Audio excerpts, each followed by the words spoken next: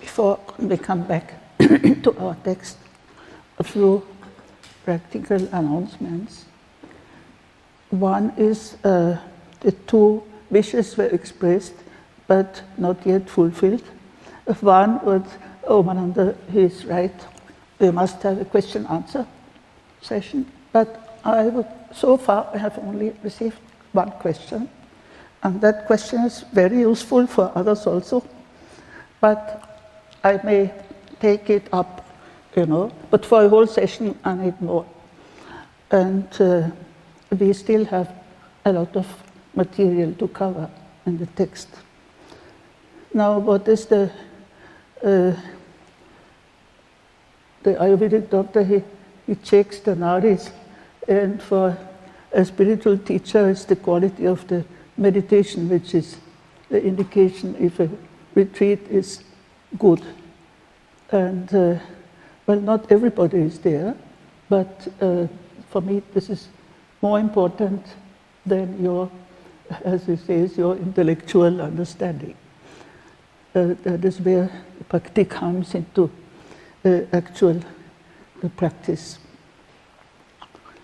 Now, for the other wish, which was discussed yesterday, that in every retreat, and this is part of my method, it's not we want to have an excursion or run away from our retreat. On the contrary, and I have been practicing this for 25, 30 years. In every place where there's some nature around, we have one session out in nature. Or we go to a temple where we can also have a session, or at least a meditation. Now, this with Vasisht Guha, it does not work because it requires, it would take practically half a day. If we do it seriously, we can take Ganga Snana, we can meditate there, then we should have half a day. So I think this is not practical, but just to, at least to put in motion our legs also. We have 10 sense organs, 5 are motor organs. So at least to do a meditative walk, I suggest, or we have also discussed with Shivan, we can walk from here, we don't need any vehicle, to the Virabhadra Mandir. And we can walk, it's almost parallel to the Ganga, and then we can, if it is quiet there, we can meditate there and come back walking. So towards evening, I would say 5, we have to see but it is shady, there are trees, so I think we can. But then whatever we do, the whole group should do. Not that 5 people are going and others, no. It has to be a common enterprise. And the purpose of going out is obviously the spirituality. First, it has to take you completely with it, but it has also to take you out. And maybe we'll have one shloka here which is very crucial for this practice. So the in and the out has to be integrated. And so your opening your eyes and closing your eyes has to be, it can be alternating, but it has to be in the same spirit of Bhakti. So we will, if you agree, then we can do this walk instead of going far away. Now, another important, at this point of our retreat, is that we have to be more attentive to the texts which speak to us. So far, I don't know. You're just listening. I don't know what it does to you or which verse touches you, and that will come out later. But you be more while listening, you be more attentive to texts which are speaking to you and which can be carried forward in your practice, in your meditation, in your understanding of the tradition, etc. So you pay a little more attention to that, your participation or your response. Now, being a very rich text, you have to be a little patient, but we have to cover some more material. And every time, those who have been before in Śivastotrāvalī, at the end they will say, oh, it's too short, we should continue, there is still so much. But at least the time which we have with full consecration, we have to cover today morning. We have yesterday first stotra, then we complete the first, and then we do the second. And a few verses from the third. Now I tell you now already, for tomorrow, a full session we will have Sangraha Stotra, that is Stotra 13. Sangrahena Sukha Dukkha Lakshanam. So if you want to prepare, at least you know what is coming tomorrow.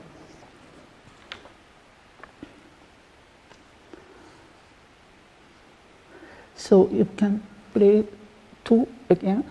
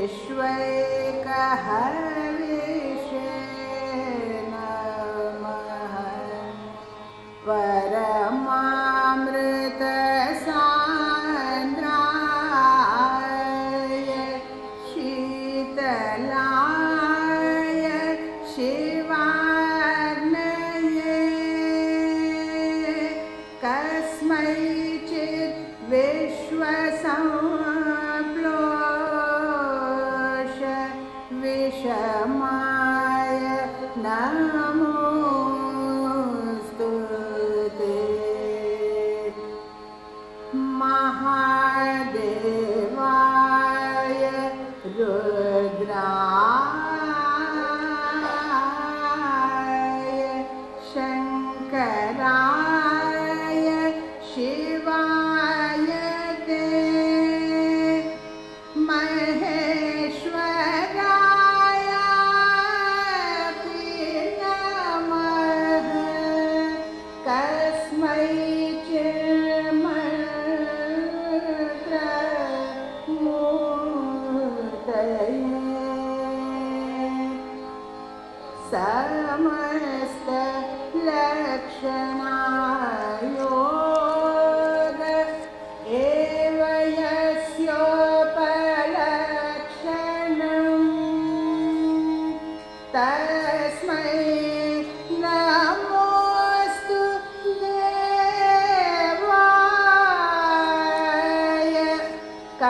कस्मै चिदपि शम्भवे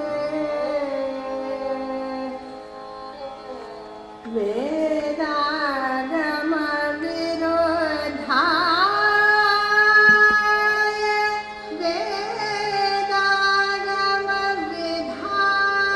वेदागमविधायिने वेदागम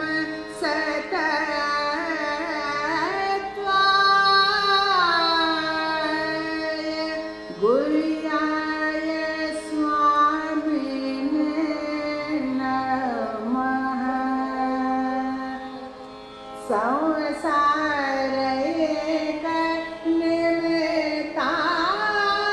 संसारैकनिमित्ताय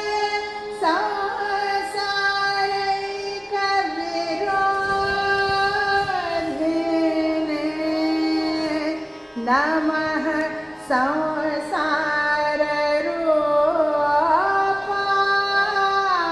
संसाररूपाय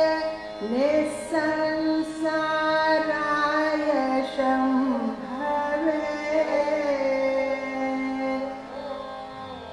मूलाय मध्याय अग्राय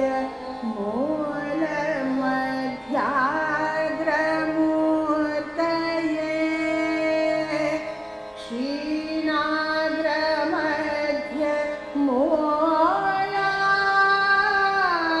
मूलाय नमः पूर्णाय शम्भवे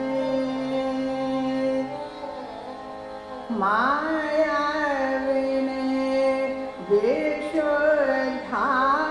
विशुद्धाय गुह्याय प्रकटात्मने सूक्ष्माय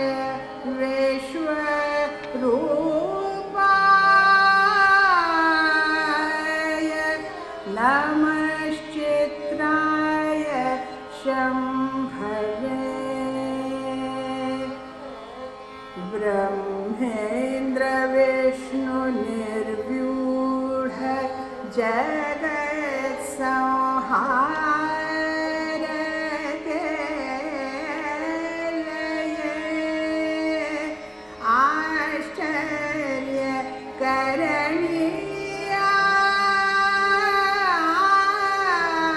आश्चर्यकरणीयाय नमस्ते सर्वशक्तये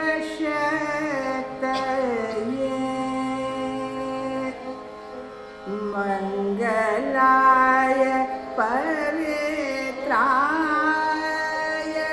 निधये भूषणात्मने प्रियाय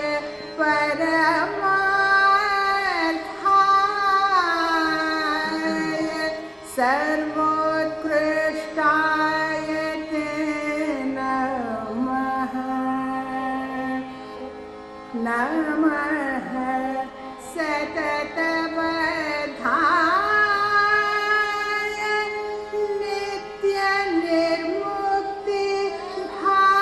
नित्यनिर्मुक्तिभागिने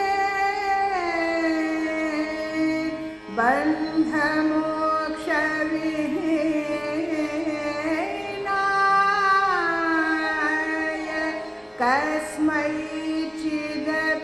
शम्भवे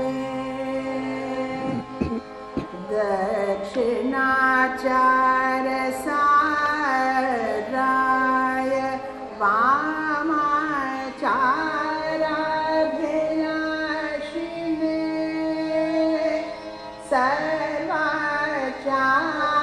सर्वाचाराय शर्वाय निराचाराय ते नमः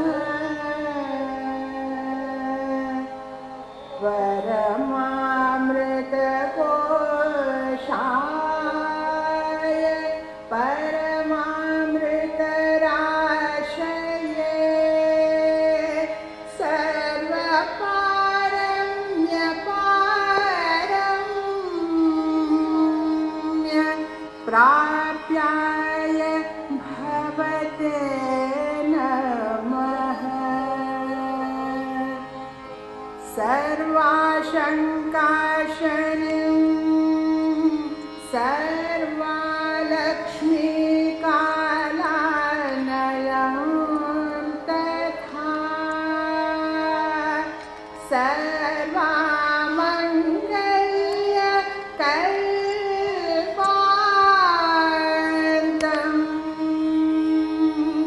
Margam Maheshwaram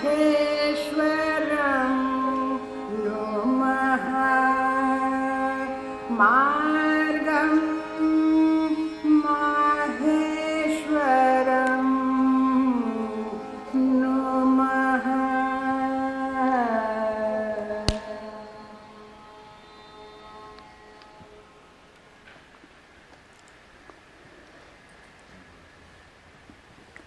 This was the second stotra, but we are coming back to a few verses of the first.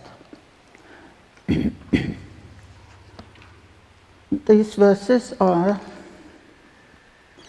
16, 17, 18, 22, 25, 26. We don't need to do all in detail, but still it's important. Now, I know most of you are practicing yoga and teaching yoga, so don't be shocked. 16. According to yoga, you obtain at particular times and in particular places. This is deception. Otherwise, how is it that you appear to devotees, O Lord, under all conditions?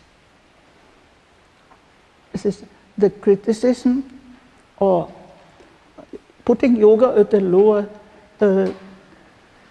level than Bhakti is because it's conditioned by certain practices, certain physical and conditions, and which are necessary to obtain certain results.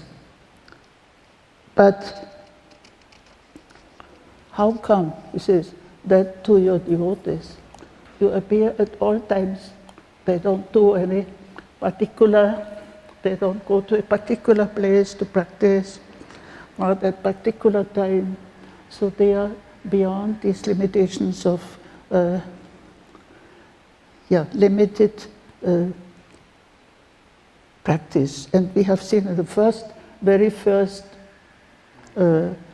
shloka, Natyaya Dona Chapata, that without meditation, without japa, those who are, because of their intense devotion, they are already in that light of Shiva, just as they are.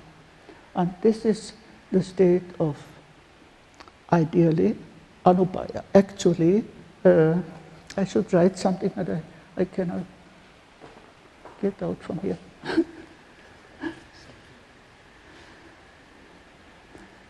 According to Kshemaraja,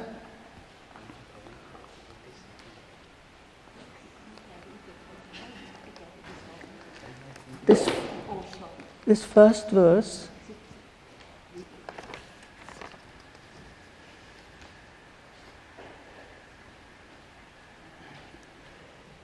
means without any maya upaya. The upaya are the means, all the four means, different means, and those means which depend on external and physical things. They are maya upaya. And those who are full of devotion, bhakti, sharin, can I?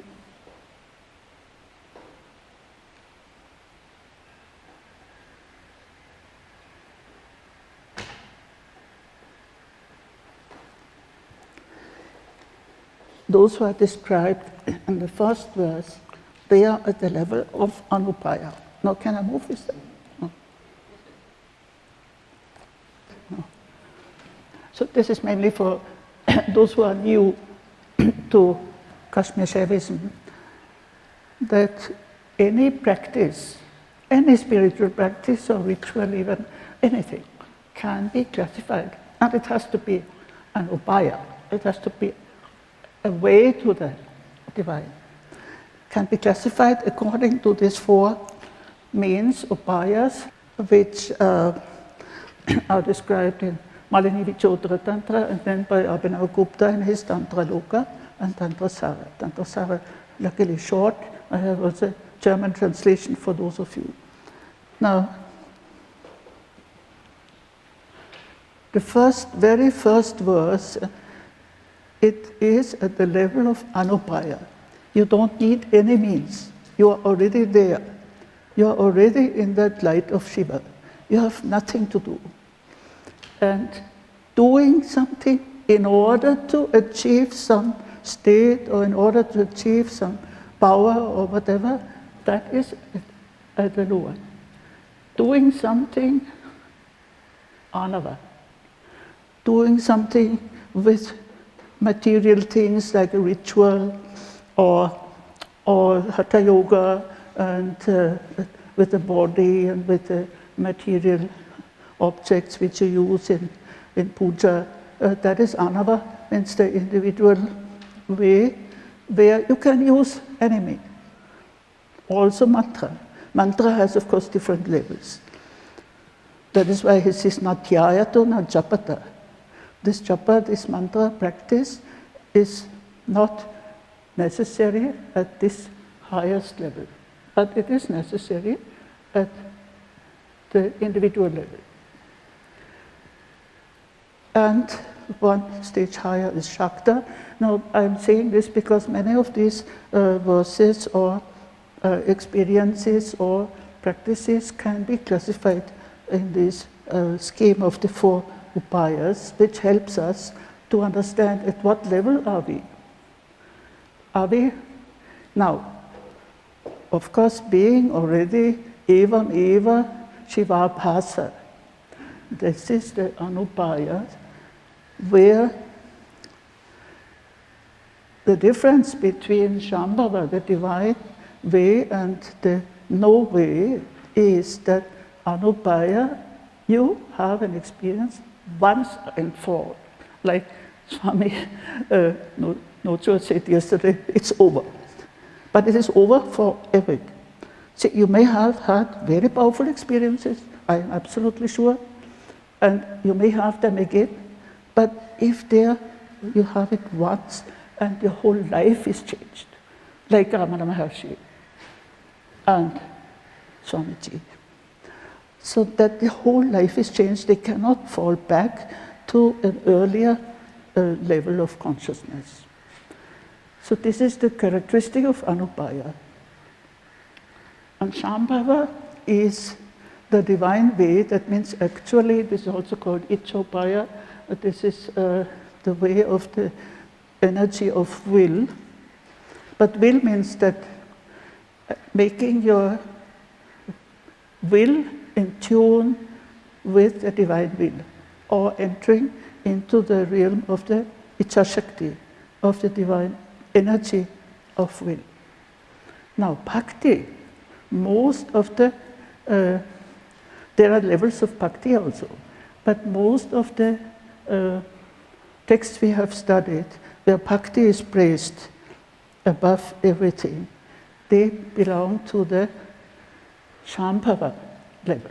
And this is what surprises you. You do so much of yoga and so much of mantra japa. Why are you not on that higher level?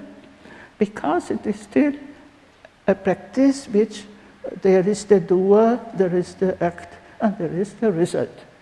So this is not overcoming duality. But at the level of Shambhava, where your will is like in the Christian prayer, your will be done, that your will is completely merged with the divine will. So this is an overcoming of duality by means of bhakti.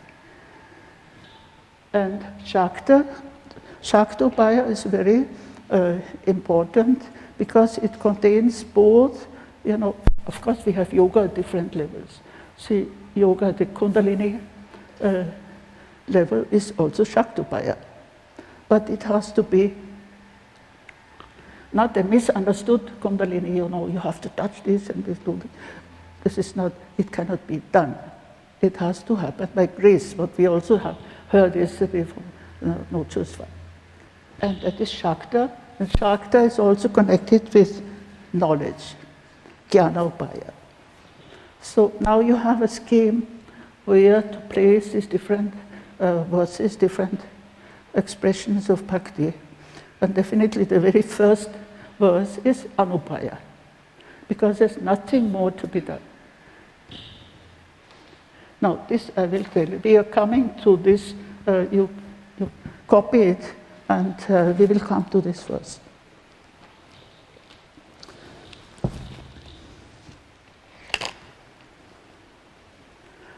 So these two verses which are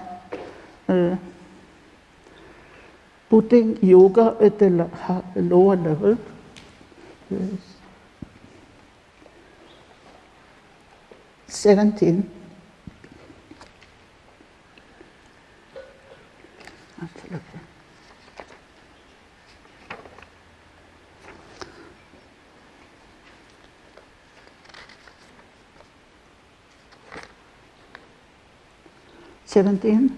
Pratyahara Adisam Samsprishto Visheshosti Mahanayam Yogipyo Bhakti Bhajam Yad Yutane Pi Samahita. Now, this is I consider it like a mantra for the whole spirituality.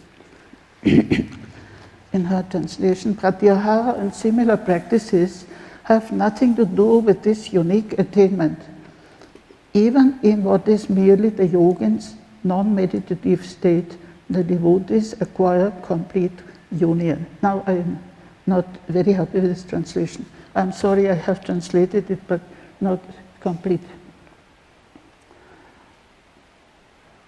See, he classifies these yoga practices into Maya, the level of, not in the sense of illusion, but we have in the Shaiva system 36 tattvas, and the tattvas below Maya, they start from Prithvi, from the earth up to Maya, then comes Shuddha Vidya up to Shiva.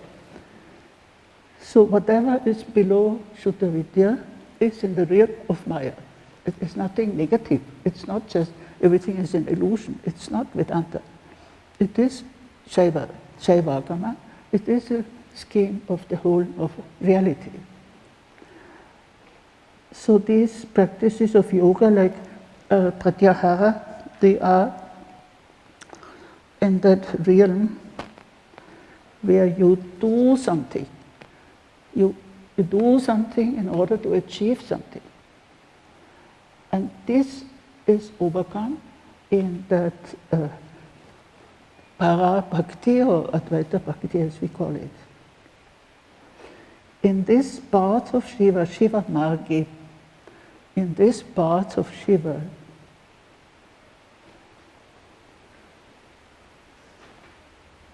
Bhakti Bhajan, for those who are full of devotion, Yutane pi samahita. Now, you know samadhi, everybody knows samadhi, and samadhi is the goal of yoga, and so you have all the ashtangas, you start from beginning to end, reach up to samadhi. But this is a progression, there is a progression. But for the bhaktas, even in Vyutthana is that external consciousness. When you're outside, you are in the multiplicity of with your sense organs, etc. And it's so interesting. This morning it came to me. The word Vyutthana means actually rising up from samadhi. So the natural state is samadhi. And when you get out of it, then you are in Vyutthana, then you see all these things and you perceive with your senses and everything. Vyutthana, getting up. So it means first you have to be in samadhi, and then you get up and the same consciousness pervades in the external state also. And this is the specific characteristic of this Advaita Bhakti. You don't make now we are practicing all this asana, pranayama, and so on and so on. And finally we reach samadhi and we are absolutely blissful. But then at some point we have to come out of samadhi.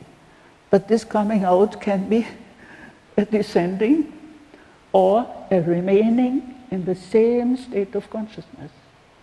And this is the whole purpose of this practice, of this spirituality.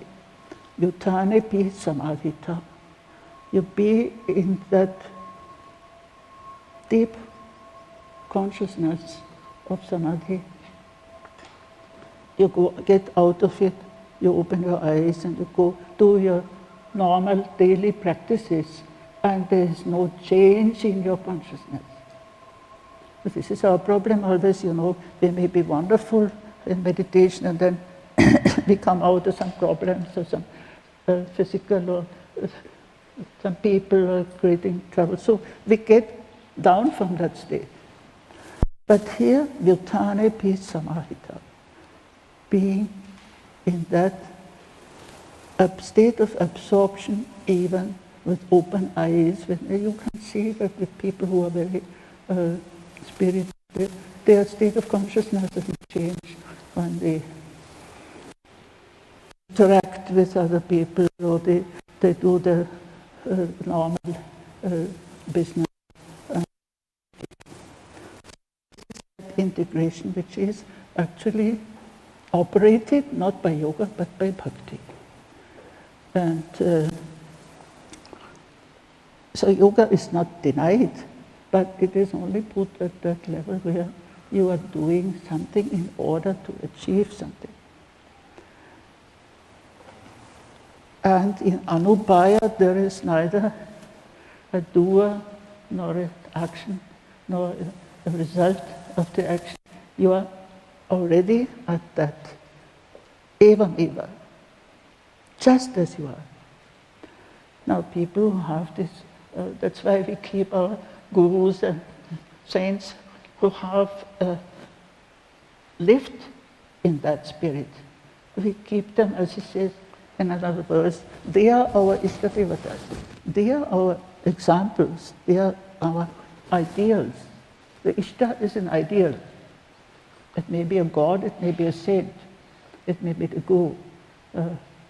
So they are our Ishtadevatas because they are in that state. They have not come down to a lower state of consciousness. So to complete this first, verse 18 is a summary of that whole. Na yogo, na tapo, na archa krama kopi praniyate amaye shivamargismin bhaktirika prashasyate. In this path of Shiva, there is no yoga, there is no tapas, there is no asceticism, and there is no archa, means ritual worship, doing all this temple puja, etc. They are not prescribed. In this Shiva Marga, this path of Shiva, which is beyond Maya, only bhakti is praised. So it's a very powerful statement, which that's why we call it Advaita Bhakti. It is not the ordinary dualistic bhakti.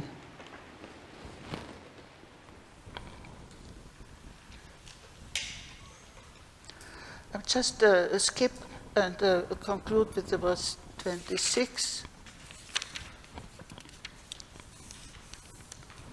Chitram nisargato nata dukkha bijam idamana tvad bhakti rasa samsiktam nishriyasa mahaphalam. He uses that image of the plant which is dry. Then when you water it with the rasa of bhakti, with the essence of devotion, then it can grow and it can be a fruit and it can, so it's a natural simile. How wonderful. Oh Lord, how wonderful is it, the mind, here manas. The mind, which is, we know, the mind is the seat of suffering. All our suffering depends on manas, on the mind. But when this plant of the mind is watered with your devotion, then it brings the fruit of liberation. Nishriyasa is moksha. When watered with the juice, with the essence of your bhakti, then it brings the fruit of liberation. So the same mind, which is a seed for suffering, but the only instrument to transform it into a means of liberation is bhakti. Okay, this was the first. Now we come to the second, which we have already heard. And but you please retain this phrase, yutthane pi samahita, being in absorption even during outside activity.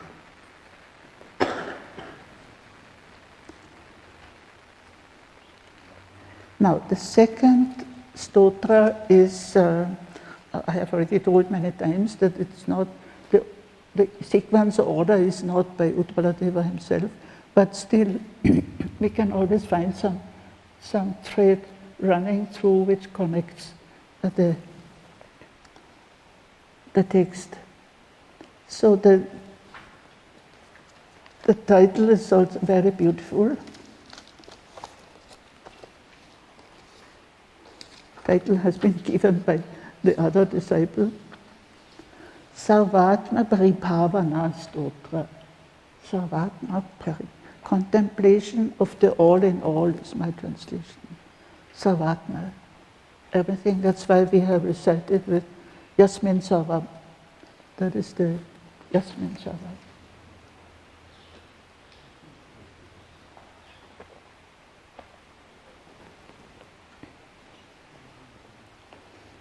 And it begins with,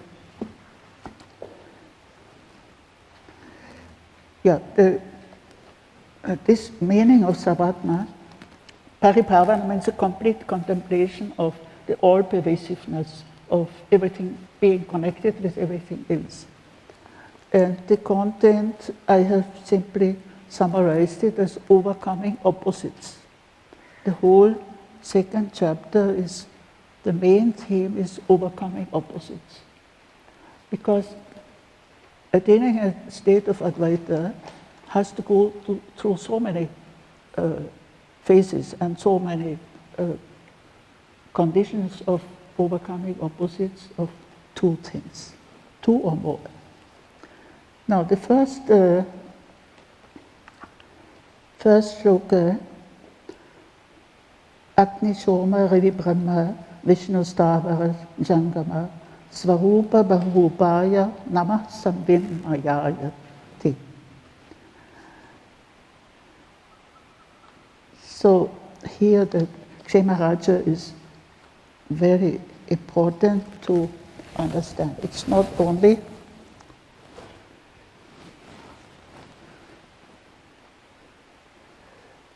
Agni, Soma and fire, moon and sun. They are, of course, they are divinities, especially in the Veda. They are divinities, but in the spirituality, they mean, then Kshemaraja says what they mean. Agni, Soma, Ravi,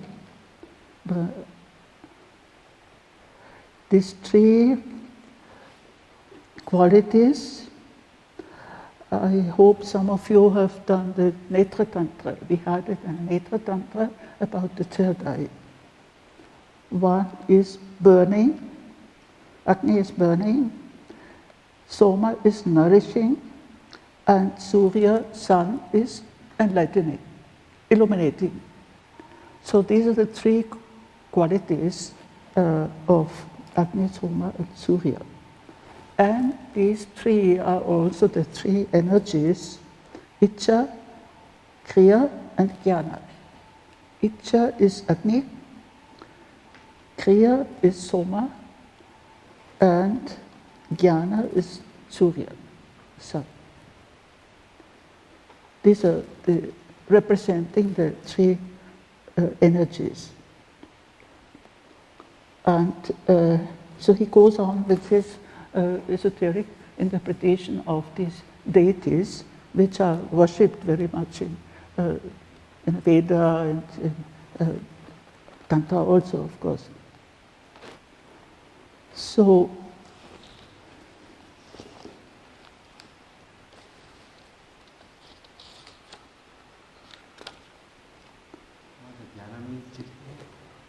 Jnana is Surya. Jnana is Surya. Jnana, does it mean Chit? Just let me finish that sentence. See, the Nama, here was homage B2, this Agni Soma Ravi Brahma Vishnu Stavara Jangama, which is the essential nature, Svarupa. Svarupa is the nature of the divine and our own essential nature, and which has many forms, Bahurupa. We have a stotra of Swachandra Tantra Bahurupa Garbha Stotra, which is very powerful. But we know the divine has many forms, Bahurupa. It's also a name of Swachandranatha, Bahurupa. Namah Samvin Mayayate. Now, we praise or we pay homage to you in all these forms. They are nothing but forms of consciousness. Samvit Maya. All these deities, so people who get, so many gods and so many manifestations of the divine, don't worry. They are all manifestations of consciousness. Samvit Maya. So that if you worship them, you have to worship them with the consciousness that they are only manifestations of your own consciousness. We have that in the Mangala also of the Mangala which you have. Patrishika. Yes. So this is a long commentary which I have given you only a taste of the interpretation of Agni, Soma and Ravi. Now, because of for lack of time, I'm skipping some verses which you can easily read and understand, but some which require more interpretation. Yeah, four is about the mantra. It is, see, when I say overcoming opposites in this stotra, it means also overcoming multiplicity. See, we have a multiplicity of divine manifestations and of everything which is multiple has to be brought to oneness, and that oneness is consciousness. And also multiplicity of names. We have 1,000 names of Lalita Sahasranama and so many Sahasranamas, so many names of the divine. But here he condenses it. Mahadevaya, Rudraya, Shankaraya, Shivaya te, Maheshwaraya api namaha, kasmai chin mantra murtaye.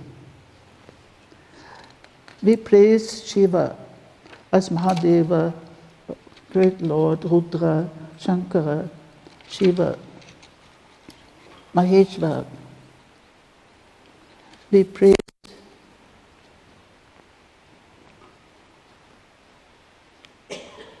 Kasmaichin. Now this is like our Katamchit of the Karika.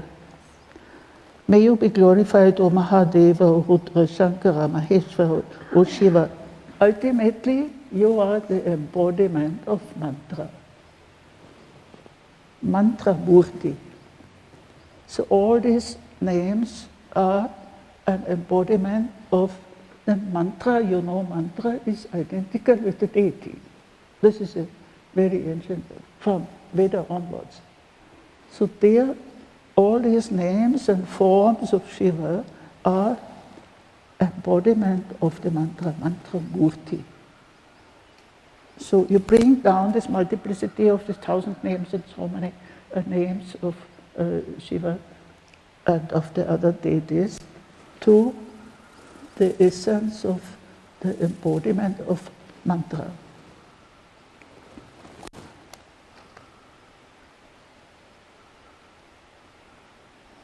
Yes, then we come to, as I say, I skip verses which are easy to understand, you have to read yourself. We come to 6.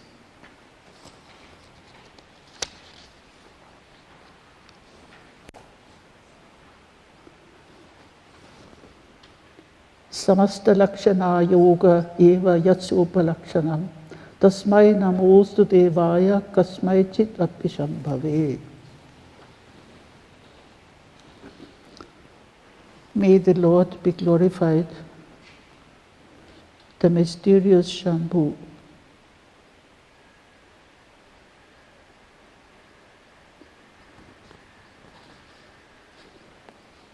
Whose only definition is that he is devoid of all definitions.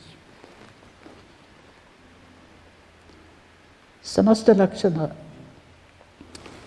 all the qualities, all the definitions, but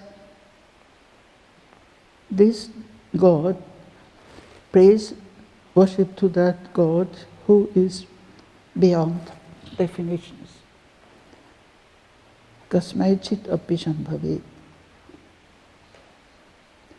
See, this is another way, see how we worship the divine, worship different divinities with so many qualities, so many gunas and lakshanas and description.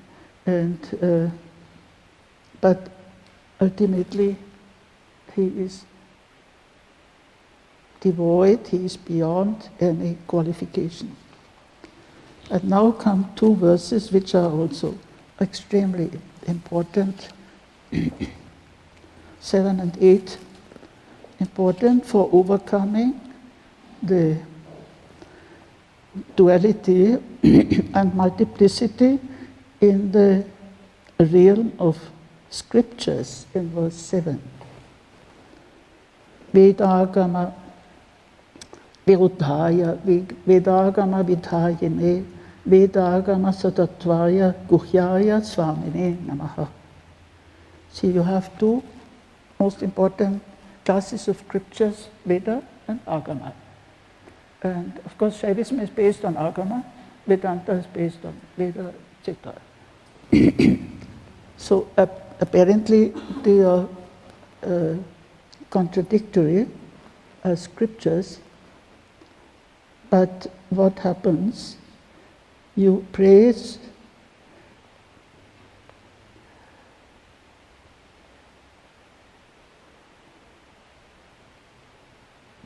be to the Lord who is mysterious, Guhya.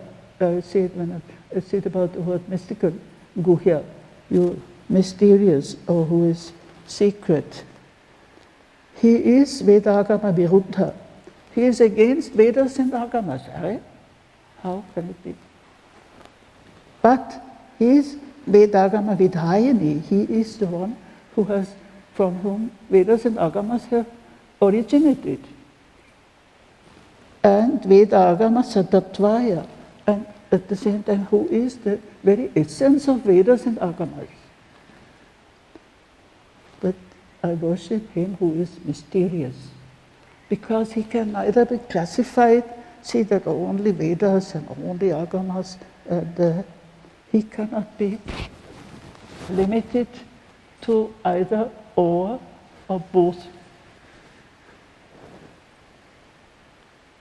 So he is against Vedas and Agamas, he is against those limitations. The scripture, this is our scripture, this is our scripture. He is against that. But both scriptures, Vedas and Agamas, have originated from him only. And he is the very essence of Vedas and Agamas.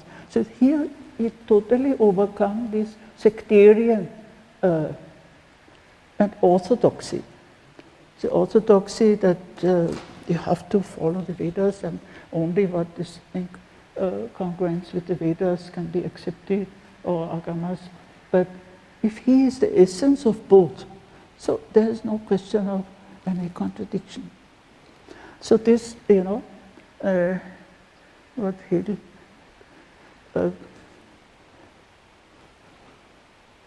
negation, assertion and overcoming both. He does it with other realities also. In the following verse, he does it with samsara. Samsara eka nimittaya, samsara eka virodhine, namah samsara rupaya, nisamsaraya sambhavi.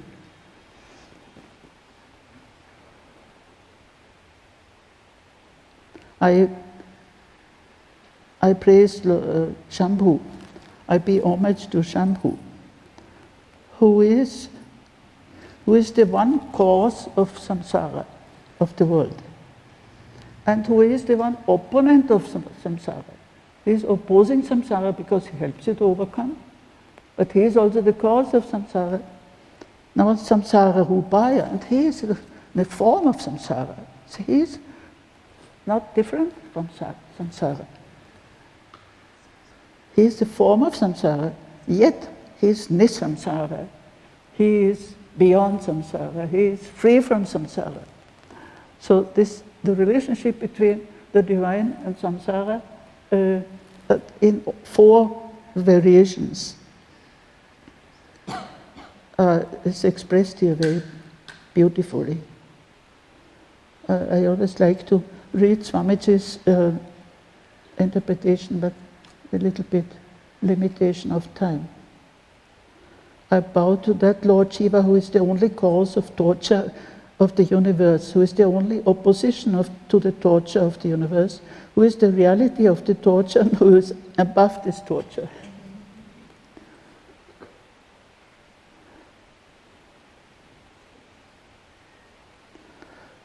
So these verses are really how to overcome these contradictions, one contradiction between scriptures, between traditions, that will come, and between how we understand the relationship between the world and the divine. Nisamsara, he is free from samsara, he is beyond samsara. Now 9, I'll give along one more. Next session we will.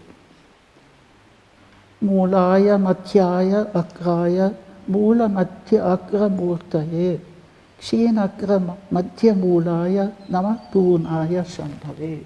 We had this Purna in the 6th stotra, a lot about Purna. Homage be to Shambhu, who is fullness, who is the full, who is completely full. Who is the root, the center, and the top. Mula, Madhya, Agra, who is the and yet Kshinakra Madhya Mulaya. And yet who is neither the root, nor the center, nor the top. Because he is fullness. He is fullness. You cannot say he is this or he is that or he is that. He is complete fullness, and he is found at the center of everything. I bow to that Lord Shiva who is found at the top of everything. It is also the root, the center at the top. But he is not found at the center and is not found at the top because he is full, he is complete. So the fullness, Purnata, is, so in Buddhism they overcome everything by Shunya, and here we overcome everything by Purna.